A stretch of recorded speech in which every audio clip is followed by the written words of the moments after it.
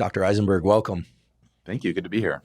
I've been looking forward to talking to you for a long time because these days we hear a lot about the diminishing quality of sperm, which in some ways seems to be tacked to the conversation about diminishing quality of environment, people, intelligence. You know, there's a lot woven into this statement that sperm quality is declining. Mm-hmm. And some of it, I think people assume is related to environmental changes.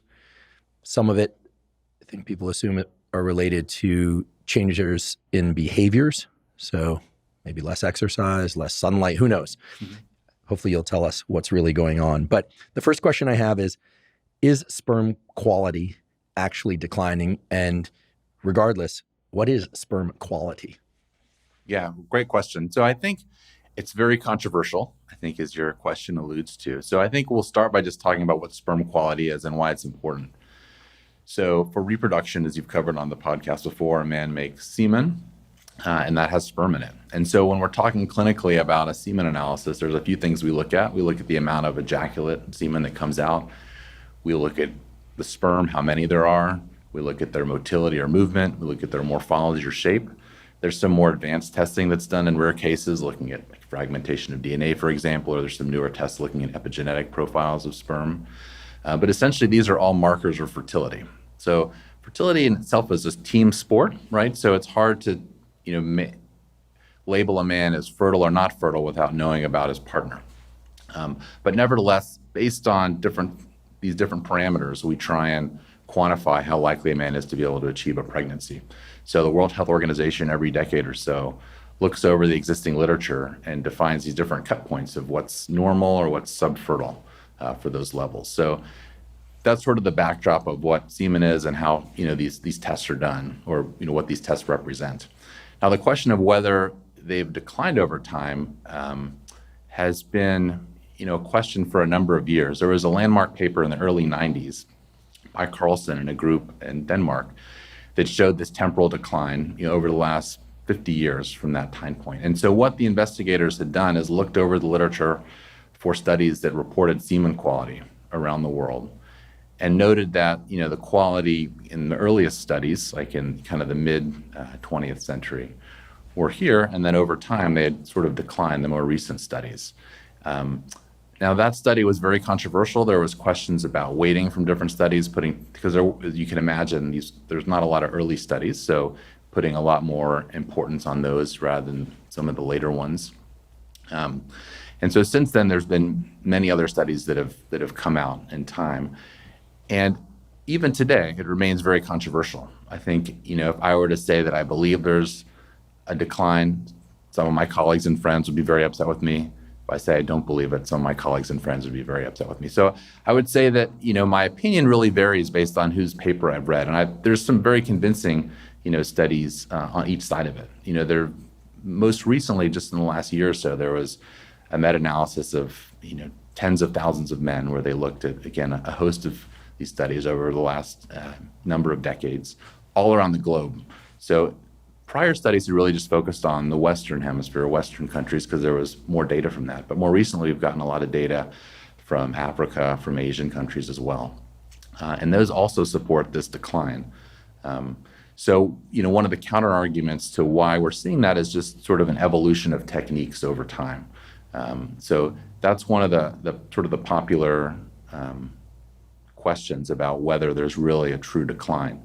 I think as you're alluding to, why there would be a decline is also, unknown. But you've sort of labeled, perfectly the kind of most common hypotheses. So whether it's some environmental exposures, right? A lot of things have changed over the last 50 years. And I think, chemical exposure is certainly one of those. And there have been some fairly convincing, preclinical studies. So, mostly done in animals that show that like exposure to different chemicals, phthalates, or BPA, other things, may actually harm, reproductive function for men and for women as well. And so it may be that, these chemicals, that we're being exposed to as kids and adults, or even probably more sinisterly, like when we're, kind of developing in utero, that may be kind of the most harmful exposure. But there's also been, an obesity epidemic as well, and there's a strong link between a man's reproductive function and body weight, and so that's also thought to play a role in some of this too. So I think there are convincing studies, but the other, I guess, aspect to this is that there's variations in semen quality around the country and around the world. There's geographic variation, and so that's also sort of an unknown explanation. There could be different sort of genetic, compositions of men, and so there's different reproductive potential in that source. There could be different environmental exposures, diet, exercise, lifestyle. There's a famous study done a number of years ago where they looked at semen quality among fathers. So these are men that had achieved a pregnancy, and at the first, prenatal visit, they had the fathers give a semen sample. And so this was done in 4 centers around the country. I think one in California, there was one in the Midwest, there was one in New York.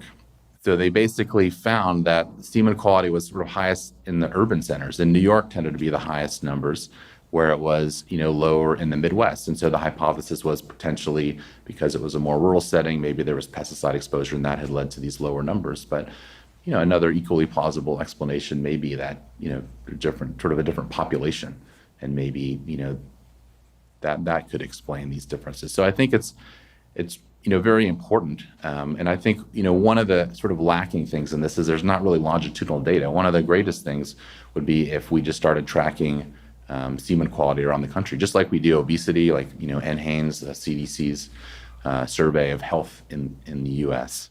If we added semen quality onto that. That way you could really see, how it varies around the country and, sort of compare like to like to see over time if there's really this progression. One of the only studies to do that in Denmark that started around 2000 and tracked semen quality among, volunteers that came in when they were conscripted for military service in Denmark. They were offered the opportunity to participate in this study. And so some men did. And what they found is actually that semen quality was fairly uniform over about 20 years where they had data. But sort of another very interesting part of that study is that only about a quarter of those men had normal semen quality.